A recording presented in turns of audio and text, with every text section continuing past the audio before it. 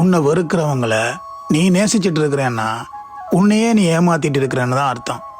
மனநிலை மாற்றம்தான் பெரிய துரோகம். அக்கறையும் பாசமும் நெருக்கமும் அன்பும் உன்னோடு மட்டும் அவங்க காட்டுறாங்கன்னு நீ நினைச்சிட்டு இருக்கிற.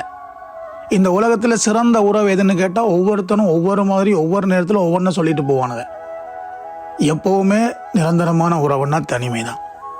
வெளியே அனுபவிச்சுட்டு இருக்கிற இதயங்களுக்கு சொர்க்கம்னு ஒரு தருணம் வாழ்க்கையில் இருந்தால் அந்த சொர்க்கம் நீ செத்ததுக்கு அப்புறம் தான். தூக்கம் வராமல் இருக்கிறதுக்கும் தூங்க முடியாமல் இருக்கிறதுக்கும் நிறைய வித்தியாசம் இருக்குது. மாத்திரை போட்டு தூங்குறவங்களுக்கு தெரியும் வெளியே மறைக்கிறது எவ்வளவு கஷ்டம்னு. கண்மூடி தூங்கும் போது செத்து போகலான்னு நினைக்கிறவங்களுக்கு தெரியும் இந்த உறவுகள் தெரியும் வலியின் ஆழம் எதுன்னு. பொய்யான உறவுகள் உன்னை சுட்டி இருக்குன்னா நீ எப்போதும் தனிநபர் தான். உன்னை விட்டு இன்னொன்று தேடுறவங்களுக்கு ஒருபோதும் முக்கியமானதுன்னு ஒன்றுமே இங்கே கிடையாது.